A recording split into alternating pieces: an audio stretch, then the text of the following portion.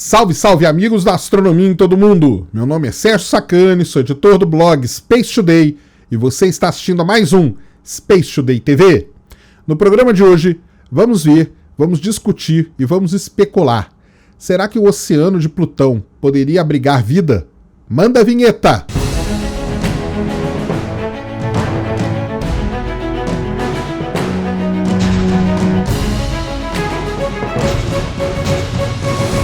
Muito bem, pessoal, vídeo novo aqui no canal e um vídeo novamente para falar de Plutão. Plutão, né, o pequeno planeta anão aí nos confins do Sistema Solar. Até pouco mais de um ano atrás ele só era um amontoado de pixels aí na melhor imagem que a gente poderia ter dele, feita pelo Hubble, feita pela própria New Horizons, ainda quando estava se aproximando, não se via mais do que 3, 4 pixels ali amontoados, e hoje, depois de um ano e pouco da missão New Horizons ter passado por lá, Plutão com certeza é um dos objetos mais intrigantes, mais sensacionais, estudados, observados pelo ser humano no nosso Sistema Solar. Toda esse hype aí em cima de Plutão, toda essa agitação em cima de Plutão fez até o Alan Stern, o principal investigador, o principal pesquisador da missão New Horizons, fazer uma declaração muito interessante. Ele falou no último congresso que teve aí de ciência planetária que Plutão era o novo Marte. Isso aí ele falou devido à quantidade de coisas que a gente está descobrindo sobre Plutão a respeito da sua atmosfera, a respeito da sua geologia, como ele foi formado, os tipos de gelo, a composição, nuvens, tudo que a gente tem descoberto até hoje nos dados da New Horizons. Isso porque a New Horizons passou ali poucos minutos, ela passou por Plutão. Imagina se ela tivesse passado ali mais tempo, se ela tivesse entrado em órbita, o que ela não teria descoberto. Como eu sempre falo para vocês, não tem problema nenhum uma sonda passar, depois que ela vai embora, os dados ficam aí e os pesquisadores literalmente debruçam em cima desses dados para poder fazer cada vez mais pesquisas. Para vocês terem uma ideia, essa semana, no dia 1º de dezembro, foi publicado na revista Nature 4 artigos sobre Plutão. Artigos aí que principalmente discutiam sobre a formação da Sputnik Planet, agora ela tem esse nome, Sputnik Planet, a gente chamou durante muito tempo de Sputnik Planum, mas agora o pessoal chama ela de Sputnik Planet, que é o coração ali de Plutão. Então, muitos artigos discutindo sobre a formação dela, o papel que ela teve na reorientação da órbita de Plutão, na reorientação da inclinação do eixo de Plutão. Também outros artigos aí discutindo sobre composições, sobre a parte da atmosfera de Plutão, ou seja, um dos objetos mais estudados hoje no Sistema Solar. Só falando um pouquinho aí sobre essa parte da formação da Sputnik Planet, né? Provavelmente ela se formou com a colisão de um objeto do cinturão de Kuiper, um objeto aí com cerca de 250 quilômetros de diâmetro, deve ter se chocado com Plutão, criou essa planície, criou na verdade uma gigantesca cratera, né, que a gente chama, quando a cratera cresce muito de tamanho, a gente chama ela de bacia, criou ali uma verdadeira bacia. Com o passar, isso há 4 bilhões de anos atrás, essa bacia começou a ser preenchida por uma água muito densa, pelo nitrogênio, por vários elementos ali. Aquilo ali criou um excesso de peso naquela região ali de Plutão. Plutão, então, tomou como se tivesse feito uma cambalhota, né? Ele deu uma entortada ali no eixo dele e ficou ali tendo uma relação interessante com o seu maior satélite, que é Caronte. Na verdade, a Sputnik Planet ela sempre fica apontada para o lado contrário de Caronte, e isso aí tudo devido a esse processo de formação dela, um processo muito interessante que só agora mesmo os cientistas estão entendendo. Eu já trouxe vídeos aqui falando para vocês sobre o oceano que provavelmente existe ali embaixo da Sputnik Planet. Não é um oceano de água, é líquido, mas não é um líquido como água, né? É um líquido com uma viscosidade muito maior, né? O cientista que escreveu o artigo agora na Nature classificou como se fosse assim a consistência, digamos, de um mel ali. Então é algo muito mais viscoso do que a água, mas não deixa de ser um oceano líquido embaixo de Plutão. Toda vez que a gente fala de oceano num objeto congelado desses, lembre aí das luas Encélado e da lua Europa, a gente logo vem na cabeça aquela grande pergunta: poxa, você tem um oceano, a gente pode encontrar vida nesse oceano?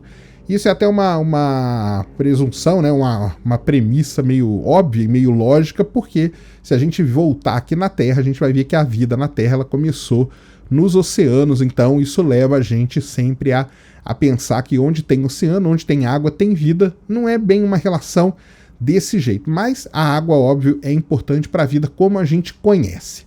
O grande problema do oceano de Plutão é que ele é um oceano que provavelmente é muito salgado, ele tem essa viscosidade, ele não é líquido igual à água, né? Não tem a viscosidade da água, é muito mais viscoso do que a água, e ele tem um grande problema, além de ser muito frio, ele tem muita amônia, e a amônia é um componente aí que a vida não gosta muito. Então ele é um componente aí que prejudicaria muito a presença de vida, a não ser que a gente pense, por exemplo, igual um Titã nos lagos ali de metano, que provavelmente existe algum processo químico que acontece ali e que algum tipo de vida, diferente da que a gente conhece aqui na Terra, pode acabar surgindo. Mas a amônia é um grande problema para a vida, mas não é um problema para o oceano. Na verdade, ela é até boa para o oceano porque ela funciona ali como um anticongelante, ela não deixa o oceano congelar totalmente, então a quantidade de amônia que tem ali no oceano de Plutão realmente deve ser muito alta para que mantenha o oceano não congelado, mas viscoso, como se fosse um mel. O próprio pesquisador que escreveu o artigo aí na revista Nature, ele disse que sempre tem que tomar cuidado com todas essas conclusões e tudo. Óbvio que é especulação, você ficar pensando sobre isso é importante, mas ele ressalta uma coisa fundamental.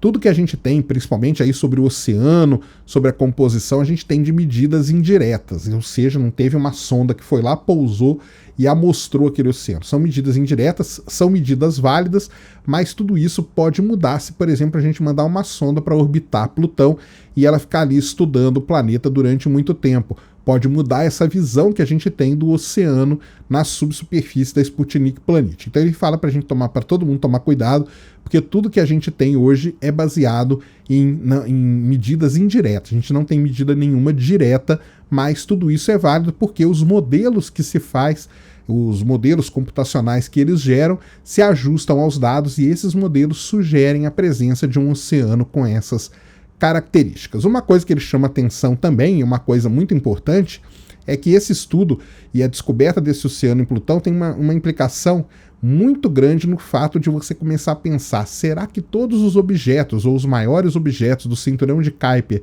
possuem um oceano na sua subsuperfície? Será que o que acontece com Plutão acontece também com outros objetos? Ou seja, você tem ali uma crosta de gelo, embaixo dessa crosta de gelo você teria um oceano, e aí com viscosidades variadas. Isso aí é muito interessante porque você pode estar realmente, como diz o próprio Alan Stern, né, você está trabalhando numa terceira ou quarta zona aí do sistema solar, uma região com objetos muito, mas muito interessantes mesmo. Então fica aí toda essa ideia. Se tem vida ou não tem? Será que tem? Será que não tem? Isso aí eu jogo aí para vocês. A gente fica aqui na especulação. A ideia aqui é passar para vocês esses dados, essas informações, para que cada um possa agora começar essa discussão, que é sempre saudável, para poder dizer se tem vida ou não. Lembrando que o oceano ele é muito salgado, tem muita amônia e é muito frio, ou seja, condições aí que para a vida não são lá muito favoráveis, mas a vida pode se desenvolver, igual disseram aqueles pesquisadores que estudaram Titã, se desenvolver naqueles lagos de metano, por que não aí no oceano congelado de Plutão?